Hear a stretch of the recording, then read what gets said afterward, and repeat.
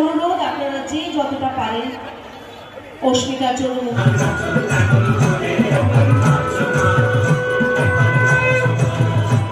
একদিন তিনি তার ছোট ছোট ভাই ভাইদের সঙ্গে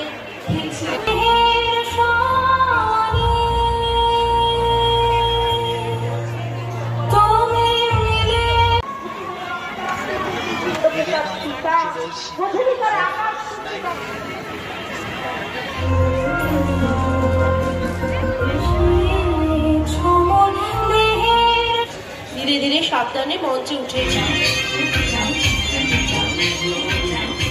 নমস্কার বন্ধুরা, আজ আমি চলে এসেছি মধ্যমগ্রামের ঐতিহ্যবাহী সুভাষ মেলায়।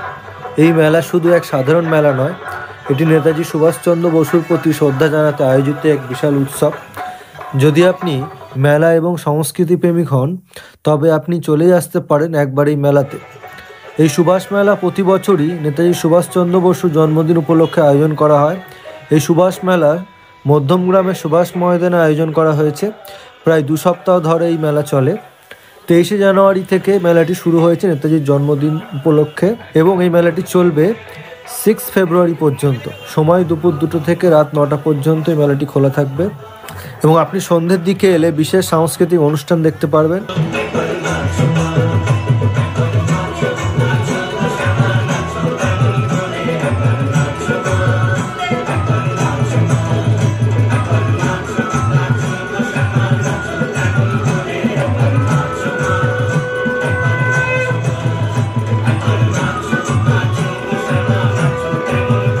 এই মেলায় সাংস্কৃতিক অনুষ্ঠান এবং বিনোদনের ব্যবস্থা পাশাপাশি থাকছে বিভিন্ন ধরনের দোকানের স্টল।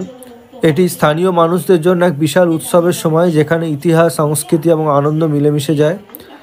সুভাষ ময়দানে থাকছে হস্তশিল্পের স্টল, বাংলার কাঁথার কাজ, হ্যান্ডমেড ব্যাগ, গয়না এবং মাটির জিনিসপত্র, স্থানীয় এবং আঞ্চলিক শিল্পের প্রদর্শনী।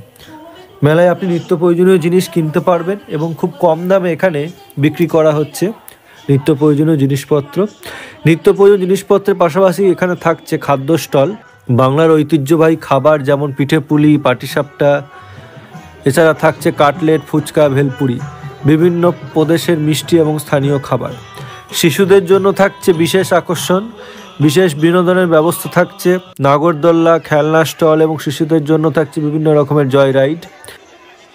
এছাড়া মেলায় থাকছে বিশেষ বইয়ের স্টল, যেখানে নেতাজি সুভাষচন্দ্র বসুর জীবনী এবং ভারতের স্বাধীনতা সংগ্রামের ওপর বিভিন্ন বই পাওয়া যাবে। সাংস্কৃতিক অনুষ্ঠানে আপনি নাচ, গান, কবিতা, নাটক, ব্যান্ডের গান সব কিছুই পেয়ে যাবেন এই মঞ্চে। 6 ফেব্রুয়ারি পর্যন্ত এই মঞ্চে পরিবেশিত হবে লোকনৃত্য, রবীন্দ্রসঙ্গীত এবং দেশাত্মবোধক গান।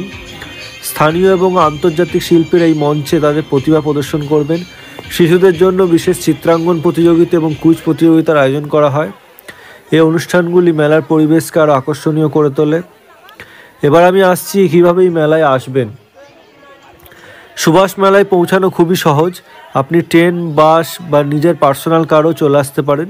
নিজের পার্সোনাল কার এলে এখানে কিন্তু পার্কিংয়ের ব্যবস্থা পেয়ে যাবেন, মেলার পাশেই থাকছে।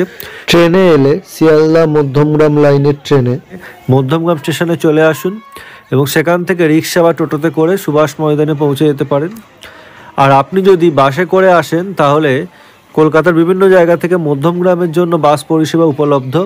হাওড়া থেকে L238 বাস, সেক্টর 5-এর দিক থেকে এলে DN47, বারাসাত সাঁতরাগাছির বাস। আর আপনি যদি বালি বা দক্ষিণেশ্বরের দিক থেকে আসেন তাহলে DN9/1-এর বাস রয়েছে। আর এয়ারপোর্ট দিক থেকে আসার অনেক বাসই পেয়ে যাবেন। আপনি বাসে করে মধ্যমগ্রাম চৌমাথা নামবেন। চৌমাথার একদম পাশেই হচ্ছে এই মেলাটি। শেষে বলবো, খাওয়া দাওয়া, কেনাকাটা এবং বিনোদনের এক অসাধারণ মেলবন্ধন হতে চলেছে এই মেলাতে। সুভাষচন্দ্র বসুর প্রতি শ্রদ্ধা নিবেদন এবং তার জীবনের সম্পর্কে আরও জানার সুযোগ পাবেন এই মেলাতে এলে এবং পরিবার ও বন্ধুদের সঙ্গে একটি আনন্দ ঘনময় দিন কাটাতে পারবেন। তো এই সব সুন্দর অভিজ্ঞতা উপভোগ করতে একদিন চলে আসতে পারেন এই মেলাতে। ভিডিওটি ভালো লেগে থাকলে একটি লাইক করে দেবেন এবং চ্যানেলটি সাবস্ক্রাইব করে পাশে থাকবেন। ধন্যবাদ ভিডিওটি দেখার জন্য।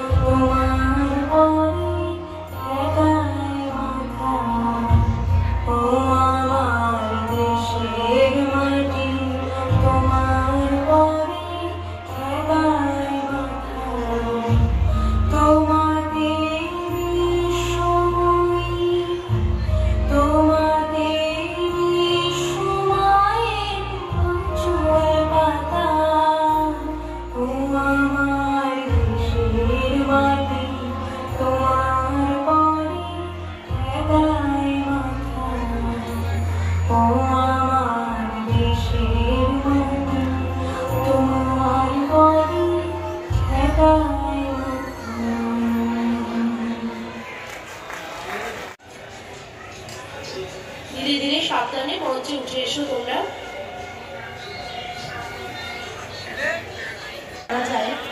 নেতাজি ছিলেন বাড়ির ছোটদের রাঙা কাকু। একদিন তিনি তার ছোট ছোট ভাই ভাইদের সঙ্গে খেলছিলেন।